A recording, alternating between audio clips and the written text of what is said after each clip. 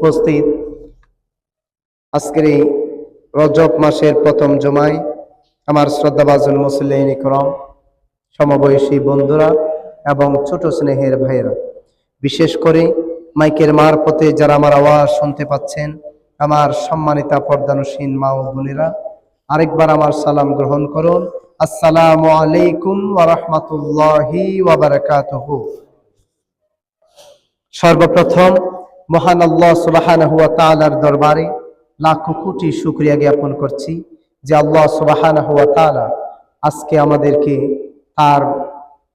তার পবিত্রতম স্থান মসজিদে এসে আমাদেরকে মহান রবের কুদরতি কদম মোবারকে সিজদা দেওয়ার মতো সুযোগ দান করেছেন। সেই মহান রব্বুল ইজ্জতের দরবারে আমরা সকলে সমবেত কণ্ঠে অন্তরের অন্তঃস্থল থেকে শুকরিয়া জ্ঞাপনার্থে একবার বলি আলহামদুলিল্লাহ।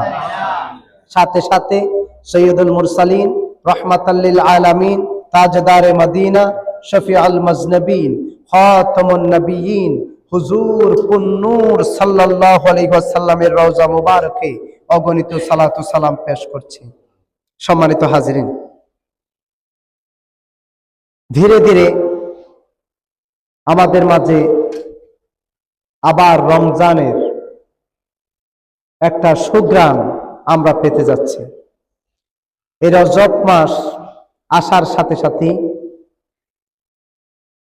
দয়াল নবী সাল্লাল্লাহু আলাইহি ওয়াসাল্লাম আমাদেরকে একটা দোয়া শিখিয়ে দিয়েছেন।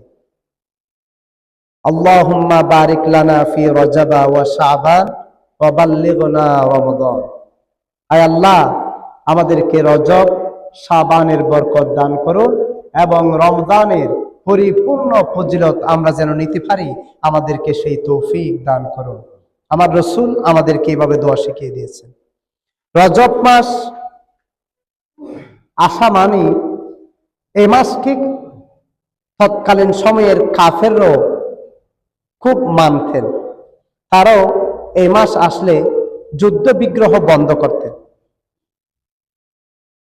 এমনিতে যখন আইয়ামে জাহিলিয়া যুগ ছিল, যে সময়ে মানুষের প্রতি মানুষের কোনো মায়া দয়া ছিল না, যে সময়ে মানুষের প্রতি মানুষের কোনো ভালোবাসা ছিল না, আন্তরিকতা ছিল না, মানুষ লুটতরাজ করে খেতেন, একজনে অন্যজনের হক নষ্ট করতেন, সম্পদ নষ্ট করতেন, এমন একটি জাহিলিয়া যুগেও এই রজব মাস আসলে মানুষগুলো শান্ত হয়ে যেতেন, তারা যুদ্ধবিরতি ঘোষণা করতেন। অর্থাৎ এই মাসটাকে তারা সম্মানিত মাস হিসেবে মানতেন। পবিত্র কালামুল্লাহ শরীফের সূরা তাওবার 36 নং আয়াতেও আল্লাহ সুবহানাহু ওয়া তাআলা 4টি মাসকে বিশেষ মর্যাদা দিয়েছেন। আল্লাহ পাক 12টি মাসের কথা উল্লেখ করেছেন আর 4টি মাসকে বিশেষ মর্যাদাপূর্ণ বলেছেন।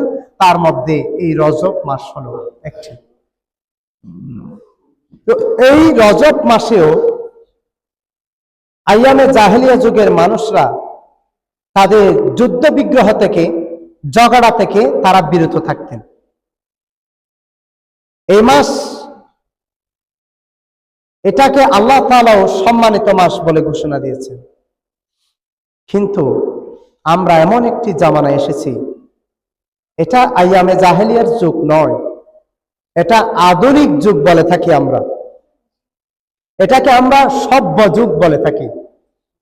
কিন্তু এই সভ্য সমাজে এসেও আমরা এই মাসগুলোর কথা ভুলে থাকি। এখনো এমনিতেও তো ইসলামের মধ্যে কোনো মানুষের ক্ষতি করার কোনো সুযোগ নেই, মানুষ হয়ে কোনো মানুষের ক্ষতি করার সুযোগ নেই। সেটা যদি নিজেদের ধর্মাবলম্বীও না হয়, সেটা যদি মুসলিমও না হয়, নন মুসলিমও যদি হয়, ইসলামের মধ্যে কোনো মানুষের বিনা কারণে ক্ষতি সাধন করা, সেটা ইসলাম কখনোই সাপোর্ট করেনি। আমরা তো এমনিতেও ভুলের মধ্যে থাকি। সুতরাং পবিত্র কালামুল্লাহ শরীফের আমি যে আয়াতটুকু আপনাদের সম্মুখে তিলাওয়াত করেছি, আল্লাহ সুবহানাহু ওয়া তাআলা এখানে বলেছেন ইন্নামাল মুমিনুনা ইখওয়াতুন।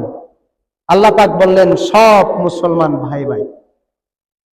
আমরা মুসলমান, আমাদের মধ্যে যে একটা ঐক্য, আমাদের মধ্যে যে একটা ভ্রাতৃত্বের বন্ধন আছে, সেটা আমরা ভুলে গিয়েছি। আল্লাহ তাআলা সেগুলো আমাদেরকে স্মরণ করে দিচ্ছে। আমরা যখন রজব মাস পেয়েছি, অনেকে দোয়া পড়ি, আল্লাহর কাছে বলে থাকি, আল্লাহ রজব, শাবান এবং আমাদেরকে রমজানের ফজিলত দান করুন। এই যে দোয়া করি, এই দোয়াগুলো কবুল হবে কখন? যখন আমার মধ্যে আমার ভাইয়ের হক থাকবে না।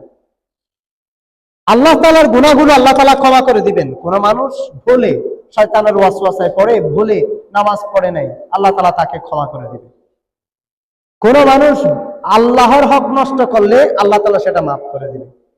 কিন্তু আমরা যদি আমাদের প্রতিবেশীর হক নষ্ট করি, আমাদের ভাইয়ের হক নষ্ট করি, বোনের হক নষ্ট করি, মা বাবার হক নষ্ট করি, আল্লাহ তাআলা সেটা ক্ষমা করবে না। আজকের জুমার মধ্যে খুতবাওয়ালা আমাদের জন্য সেই দৃষ্টান্তটাই আমাদেরকে এখানে উল্লেখ করেছেন। হাদিস শরীফের মধ্যে এসেছেন, রাসূল পাক সাল্লাল্লাহু আলাইহি ওয়াসাল্লাম ঘোষণা করলেন,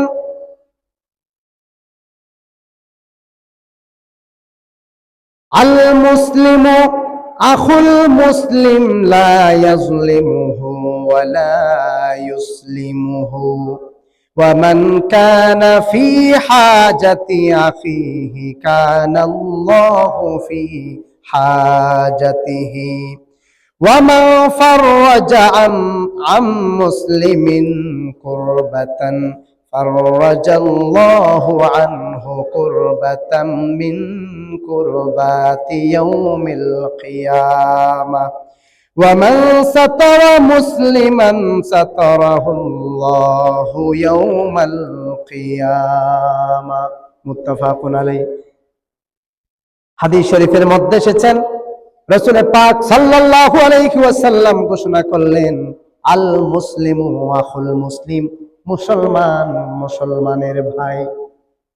রাসূল পাক সাল্লাল্লাহু আলাইহি ওয়াসাল্লামের পর আরো বললেন, লা ইউসলিমুহু ওয়া লা ইউসলিমুহু, মুসলমান মুসলমানের ভাই শুধুমাত্র এখানে বন্ধন নয়, সে তার ভাইয়ের প্রতি জুলুম করতে পারবে না। মুসলমান মুসলমানের প্রতি জুলুম করা যাবে না। আমরা সব সময় নিজেদের দিকে তাকিয়ে থাকি, নিজে যত অন্যায় করি না কেন মনে হয় আমি মুঠেই অন্যায় করি নাই, দুনিয়ার মানুষ সবাই অন্যায় করে। আমি যখন নিজে নামাজ পড়ি না তখন আমার গায়ে লাগে না, অন্য কেউ যখন নামাজ পড়ে না তখন আমরা বলি, দেখছো ওই মানুষটা নামাজের ধারে কাছে নেই। মানে আমরা সবসময় আরেকজনের দোষগুলো খুঁজে থাকি। মূলত আমাদের কি করতে হবে? নিজেদের দোষ খুঁজতে হবে, নিজেদের গুলো দেখতে হবে। আমি মিথ্যে কতটুকু বলি, আমার জবান হেফাজত আছে কিনা, আমার হাত হেফাজত থাকে কিনা, আমার জবানের মাধ্যমে কোনো মানুষের ক্ষতি হচ্ছে কিনা, আমার হাতের মাধ্যমে কোনো মানুষের ক্ষতি হচ্ছে কিনা, আমাদেরকে সেটা দেখতে হবে। আজকে আল্লাহ তাআলা আমাদেরকে টাকা দিয়েছে, কালকে টাকা শূন্য করে ফেলতে পারে। আজকে সুস্থ রেখেছে, আগামীকাল অসুস্থ করে ফেলতে পারে। আজকে আল্লাহ তাআলা আমাকে একটা সম্মানের জায়গায় রেখেছে, আগামীকাল অসম্মানিত করতে পারে।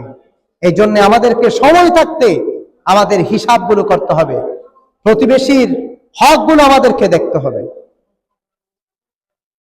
রাসূল পাক সাল্লাল্লাহু আলাইহি ওয়াসাল্লাম আরো বলেন, وَمَنْ كَانَ فِي حَاجَةِ أَخِيهِ كَانَ اللَّهُ فِي حَاجَتِهِ। কোন মানুষ যখন তার অপর মুসলমান ভাইয়ের হাজত যখন পরিপূর্ণ করে, আল্লাহ রাব্বুল আলামিন তার হাজত গুলো পরিপূর্ণ করবে। আমি আজকে বিপদে পড়ে গেলাম, আপনি দূরে এসে আমার সাহায্যের জন্য আপনি হাত বাড়িয়ে দিলেন, আপনি বললেন তুমি বিপদে পড়েছো, আমি আছি তো, আল্লাহ তাআলা আমাকে দিয়েছে, এখান থেকে আমি আজকে তোমাকে বিপদ থেকে উদ্ধার করব। আল্লাহ তাআলা বলতে, আমার রাসূল সাল্লাল্লাহু আলাইহি ওয়াসাল্লাম বলতেছে যে আমার উম্মতের মধ্যে যে আরেকজনের বিপদে এগিয়ে যাবে, আমার আল্লাহ তাআলা তার বিপদে ফেরেশতা নাজিল করে দিবে। মুহাব্বতে বলুন সুবহানাল্লাহ। এই জন্য আমাদেরকে একজনের আরেকজনের বিপদে এগিয়ে যেতে হবে। এটা আমার রাসূল পাক সাল্লাল্লাহু আলাইহি ওয়াসাল্লাম বলতেছেন। এটা মুত্তাফাকুন আলাইহি হাদিস, মানে যে হাদিস ইমাম বুখারী এবং মুসলিম ঐক্যমত পোষণ করেছেন, এই হাদিসটা সঠিক বলে। এরপরে বললেন ওয়ামান কানা ফি হাজাতি আখিহি কানাল্লাহু ফি হাজাতিহি। তার মানে আমরা যখন কোন আমার ভাইয়ের হাজত পূরণ করব, অসুবিধায় আছে, আমি তাকে সাহায্য করলাম, ভাই তোমার কোন দিক দিয়ে অসুবিধা বলো, রোগাক্রান্ত হয়ে গিয়েছে, তাকে হাতে ধরে আমি ডাক্তার পর্যন্ত পৌঁছে দিলাম, বিপদে পড়ে গিয়েছে, তাকে সাহায্যের হাত বাড়িয়ে দিলাম, আর্থিকভাবে ক্ষতিগ্রস্ত হয়েছে, আমি আর্থিকভাবে তার দিকে এগিয়ে গেলাম। একজন মানুষকে 1 কোটি টাকা দিতে হবে এমন তো কথা নয়। আপনি 5 টাকা, আরেকজন 10 টাকা, আরেকজন 20 টাকা। দেখবেন যে আমরা গ্রামের ভাষায় একটা কথা আছে, 10-এর লাঠি 1-এর বোঝা। 10 জন মিলে যখন যে কোনো একটা কাজের জন্য এগিয়ে যাবে, তাহলে সমাজের মধ্যে আর বিপদগ্রস্ত কোনো মানুষ থাকবে। কিন্তু এখন আমরা বিপদগ্রস্ত মানুষ দেখলে হাসি, আর টিটকারি মারি, বলে যে দেখেছো এর নিজের দশায় নিজে পড়েছে। না, এই কাজ করা যাবে না, এই কাজ করা যাবে না। এদের প্রতি আমাদের হক রয়েছে, প্রতিবেশীর আমাদের কিছু হক রয়েছে, এগুলো আদায় করতে হবে। এরপরে বললেন ওয়ামান ফাররাজা আন মুসলিমিন কুরবাতান ফাররাজাল্লাহু আনহু কুরবাতান মিন কুরবাতি ইয়াউমিল কিয়ামা। রাসূল পাক সাল্লাল্লাহু আলাইহি ওয়াসাল্লাম বলতেছেন, কোন মুমিন যখন অপর মুমিনের কষ্ট দূরীভূত করে দেয়, আল্লাহ রাব্বুল আলামিন কিয়ামতের কঠিন মুসিবতে ওই মুমিনের কষ্টগুলো দূরীভূত করে দিবে। আল্লাহর সাহায্য যদি আমরা পেতে চাই, তাহলে আমাদেরকে আমাদের প্রতিবেশীর হকগুলো রক্ষা করতে হবে। কোন মুমিন যখন আরেকজন মুমিনের কষ্ট দূরীভূত করে দেয়, আল্লাহ তাআলা কিয়ামতের কঠিন মুসিবতে, যেখানে আমার বন্ধু থাকবে না, মা বাবা থাকবে না, ছেলে মেয়েও থাকবে না, রক্তের কেউ থাকবে না, গোটা দুনিয়াও যদি আপনি এই দুনিয়ায় কাউকে দিয়ে দেন, সেও আমাদের কাজে থাকবে না। এই যে আমরা একজন আরেকজনকে দান করব, এগুলো কার? এগুলো সবকিছুর মালিক কে? মহব্বতে বলেন কে? নাকি আমরা? কেন আমরা না উপার্জন করলাম, কষ্ট করে ছোট কাল থেকে পরিশ্রম করে টাকা জোগাড় করেছি, এই টাকার মালিক আমি না হই আল্লাহ কেন? এরকম না? আচ্ছা, আপনাদের সাথে একটা কথোপকথন করি। আপনার ঘরে 5 জন আপনি মানুষ রেখেছেন কাজ করার জন্য। কয়জন মানুষ রাখলেন? একটু কথা বললে সুন্দর হয়। কয়জন? 5 জন মানুষ রাখলেন, কাজ করার জন্য আপনি রেখেছেন, আপনার ঘরে রেখেছেন। আপনার ঘরের মধ্যে যত সম্পদ আছে সবগুলো কার? আপনার। আপনি একজনকে বললেন, তুমি আমার এই জিনিস থেকে অন্য 7 জনকে ভাগ করে দাও। এখন যাকে ভাগ করে দিতে বলেছেন, সে যদি ভাগ করে না দেয়, আপনি খুশি হবেন নাকি রাগান্বিত হবেন?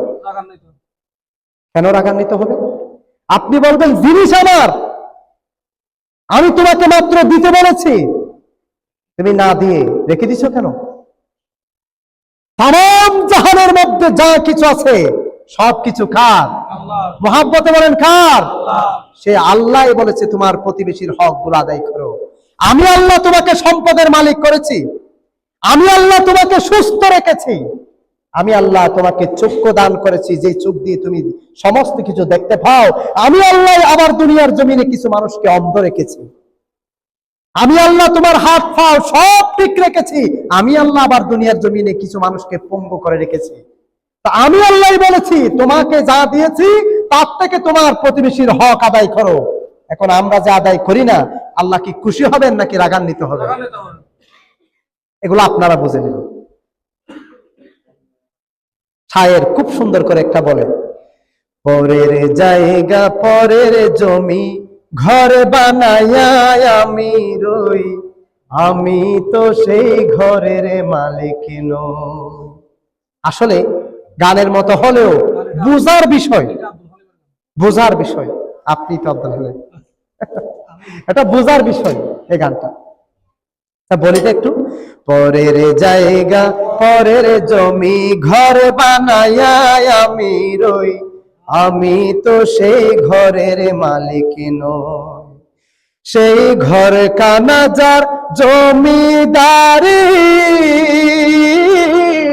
আমি পাই না তাহার হুকুমদারি, আমি পাই না জমিদারের দেখা, আমি পাই না জমিদারের দেখা, মনের দুঃখ কারে কই, আমি তো সেই ঘরের মালিক নই, আরে আমি তো সেই ঘরের মালিক নই। আমি ঘরের মালিক নয়, কিন্তু আমি বন্টন করতেও আবার রাজি নয়। এরপরে রাসূল পাক সাল্লাল্লাহু আলাইহি ওয়াসাল্লাম বলেছেন, ওয়ামান ফাররাজা আন মুসলিমিন কুরবাতান ফাররাজাল্লাহু আনহু কুরবাতাম মিন কুরবাতি ইয়াউমিল কিয়ামা। কোন মুমিন যখন কোন মুমিনের কষ্ট দূরীভূত করে দেয়, আল্লাহ রাব্বুল আলামিন কিয়ামতের কঠিন মুসিবতে ওই মুমিনের কষ্টগুলো আল্লাহ তাআলা দূরীভূত করে দিবেন। এরপরে বলেছেন, ওয়ামান সাতারা মুসলিমান সাতারাহুল্লাহু ইয়াউমাল কিয়ামা। এই জিনিসটা কিন্তু বেশি কঠিন, এই জিনিসটা বেশি কঠিন। মান সাতারা মুসলিমান সাতারাহুল্লাহু ইয়াউমাল কিয়ামা, এটা একটু কঠিন। কঠিন কি জানেন? আমরা দুনিয়াতে সব কিছু হজম করতে পারি, কিন্তু একজনে আরেকজনের দোষ হজম করতে পারে না। এই হাদিসটা বুখারী শরীফে এসেছে, মুসলিম শরীফের মধ্যে এসেছে। এটাকে মুত্তাফাকুন আলাইহি বলা হয়। রাসূল সাল্লাল্লাহু আলাইহি সাল্লাম বলতেছে, কোন মানুষ যখন কোন মানুষের দোষ গোপন করবে, আল্লাহ তাআলা কিয়ামতের মুসিবতে, কিয়ামতের এমন একটা সময় যেখানে কোটি কোটি মানুষ সবগুলো এক মাঠে থাকবে, একজন একজন দাঁড় করিয়ে তাদের দোষগুলো উপস্থাপন করা হবে, সেই মুহূর্তে আল্লাহ তাআলা ওই তার দোষগুলো গোপন করবে। আমার বান্দাটা সব সময় তার আরেকজন ভাইয়ের দোষ গোপন করত, আজকে মুসিবতে পড়ে গেছে। আল্লাহ তো সব জানেন, আর আল্লাহ যদি কারো দোষ গোপন করে, দুনিয়ার কারো কি ক্ষমতা আছে আল্লাহ ওর দোষ গোপন করলেন কেন এ কথা বলার সুযোগ আছে? আমার রাসূল পাক সাল্লাল্লাহু আলাইহি ওয়াসাল্লাম বলতেছে, এই কথার মধ্যে কি আমাদের কোনো সন্দেহ থাকতে পারে? ঈমানই থাকবে না সন্দেহ করলে। আবার রাসূল পাক সাল্লাল্লাহু আলাইহি ওয়াসাল্লাম বলতেছে, কোন মানুষ যখন কোন মানুষের দোষ গোপন করবে, আল্লাহ তাআলা কিয়ামতের মাঠে তার দোষগুলো গোপন করবে। তো প্রতিবেশীর হকের মধ্যে এগুলো হলো অন্যতম হক। এক নাম্বার কি বলেছিলাম? কোন মানুষ যখন বিপদে পড়বে, তার বিপদে এগিয়ে আসতে হবে। তারপরে বলেছি, কোন মানুষ যখন কষ্টে থাকবে, তার কষ্ট লাঘব করতে হবে, আমাদেরকে তার পাশে দাঁড়াতে হবে। কি সমস্যা সেটা যাচাই বাছাই করতে হবে। তার সমস্যা থেকে যদি আমি সমাধান করি, আল্লাহ তাআলা আমার সমস্যার জন্য ফেরেশতা নাজিল করে দিবে আমাকে সমাধান করে দেওয়ার জন্য। সুবহানাল্লাহ। এরপরে বলতেছে, কোন মানুষ যেন আরেকজনের দোষগুলো বলে না বেড়ায়। এই দুনিয়াতে যত মানুষ এসেছে, মানুষ সাধারণ মানুষ যারা এসেছে, নবী রাসূল ছাড়া অন্য সকল সাধারণ মানুষের ছোট বড় কিছু না কিছু দোষ থাকতে পারে, যেগুলোকে আমার রাসূল সার্টিফিকেট দিয়েছে ওগুলো ছাড়া। আমরা সাধারণ মানুষের দোষ থাকবে। আমি খতিব তাই বলে কি আমার দোষ নাই? অসম্ভব, এটা হতেই পারে না। আপনি একজন টিচার বলে কি আপনার দোষ নাই? আপনি ইমাম সাহেব বলে কি আপনার দোষ নাই? আপনি সমাজের নেতা বলে কি আপনার দোষ নাই? যে মানুষের পদ যত বড়, তার দোষ তত বড়। আর যিনি চুপ, ওনাতে দোষী খুঁজে ভাবার সুযোগ থাকবে না। সে তো চুপ, তার তো কথাই নেই। আমি যখন প্রত্যেক জমায় এখানে 40 মিনিট করে কথা বলি, আমার কথার মধ্যে ভুল শব্দ বাহির হতে পারে, এটা অসম্ভব কিছু নয়। মূল কথা এটাই বোঝাতে চাইলাম, কোন মানুষ যেন আরেকজনের দোষগুলো বলে না বেড়ায়, চুপ চুপ করে রাখবে, গোপন রাখবে। মানুষের ভুল হতে পারে, আপনার প্রতি তার প্রতি যদি আপনার ভালোবাসা বেশি থাকে, আপনি তার পাশে গিয়ে তাকে বুঝিয়ে দিবেন, ভাই এই জিনিসটা তোমার ভুল হচ্ছে। পাশে গিয়ে বোঝান, একটা চা খাওয়াই তারপরে বোঝান, মহাব্বতের সহিত বোঝান, তাহলে কাছে আসবে। এই জন্য আমার আল্লাহ সুবহানাহু ওয়া তাআলা বলছে, আল মুসলিমু আখুল মুসলিম, ইন্নামাল মুমিনুনা ইখওয়াতুন। আমার আল্লাহ তাআলা বলেছেন, সব মুমিন ভাই ভাই। এখন আমাদেরকে ভাইয়ের আচরণ করতে হবে। রজব মাস এসেছে, আমাদেরকে রমজানের প্রস্তুতি নিতে হবে, ভালোভাবে চলতে হবে, খারাপ কাজগুলো থেকে বিরত থাকতে হবে, নামাজের দিকে এগিয়ে আসতে হবে, আস্তে আস্তে অভ্যস্ত হতে হবে। আরো আগে যদি শুধু ফরজ নামাজ পড়লে, এখন সুন্নাত সহ পড়তে হবে। আগে সুন্নাত সহ ফরজ নামাজ যদি পড়ে থাকি, এখন নফলের দিকে একটু এগিয়ে যেতে হবে। আমাদেরকে পরিবর্তন করতে হবে। এই জন্যে এই 4টি মাসকে আল্লাহ তাআলা হারাম মাস বলেছে। এমনি হারাম মানে কি? শুকরের গোশত খাওয়া হারাম। হারাম অর্থ কি বলেন? হারাম, হারাম মানে কি? নিষিদ্ধ। হারাম মানে নিষিদ্ধ। কিন্তু এটা স্থান কাল পাত্র ভেদে কোথায় বসেছে হারামটা, এটা একটু দেখতে হবে। এমনি হারাম মানে নিষেধ। আর এই যে 4টি মাসের সাথে আল্লাহ তাআলা হারাম ব্যবহার করেছে, অর্থাৎ এই 4টি মাসে মিথ্যে বলা নিষেধ, চোখ দিয়ে খারাপ কিছু দেখা নিষেধ, হাত দিয়ে অন্যায়ভাবে অন্যের উপর হাত ব্যবহার করা নিষেধ, জবানকে অন্যায় কাজে ব্যবহার করা নিষেধ, নিজেকে যে কোনো ধরনের কোরআন সুন্নাহ বিরোধী কাজের সাথে ব্যবহার করা নিষেধ। এই জন্য এটাকে হারাম বলা হয়েছে। আর যখন পবিত্র হারাম শরীফ বলা হয়, তখন পবিত্র কেন হয়ে যায়? হারাম, হারাম শরীফ। হারাম অর্থ একটা নিষেধ, আবার হারাম সেটা অর্থ পবিত্র হয়ে যায়। হারামটা যখন কাবা শরীফের সাথে লেগেছে, হারাম শরীফ বানান সব একই, তখন হয় পবিত্র। আর হারাম যখন অপবিত্র কোনো কিছুর সাথে লাগে, যেমন শুকরের গোশত খাওয়া হারাম, হারামটা নিষেধ হয়ে গেছে, বাধা দেওয়া। আর এখানে হারাম লাগানো হয়েছে এই জন্য যে আমরা যেন আমাদের নিজেদেরকে পবিত্র কাজের সাথে সংযুক্ত করতে পারি, খারাপ কাজ থেকে যেন আমরা বিচ্যুত থাকতে পারি। আল্লাহ সুবহানাহু ওয়া তাআলা ও পাশাপাশি আমাদেরকে প্রত্যেক নামাজের পর অথবা আমাদেরকে একটা দোয়া পড়া আমাদের জন্য বেশি কল্যাণকর। এটা হলো আল্লাহুম্মা বারিক লানা ফি রজবা ওয়া শাবান ওয়া বাল্লিগনা রমাদান। আমরা যারা জানি না, আমরা একটু শিখার জন্য চেষ্টা করব। আল্লাহুম্মা বারিক লানা ফি রজবা ওয়া শাবান ওয়া বাল্লিগনা রমাদান। আমি 2বার বলে দিব।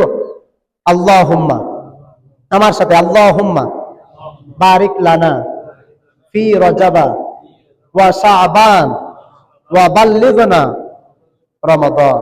আয় আল্লাহ, রজব মাস পর্যন্ত যেহেতু এনে দিয়েছো, আমাদেরকে রমজানের ফজিলত নিয়ে যাওয়ার তৌফিক দান করো এবং 5 ওয়াক্ত নামাজ বা জামাত আদায় করার মতো তৌফিক দান করো।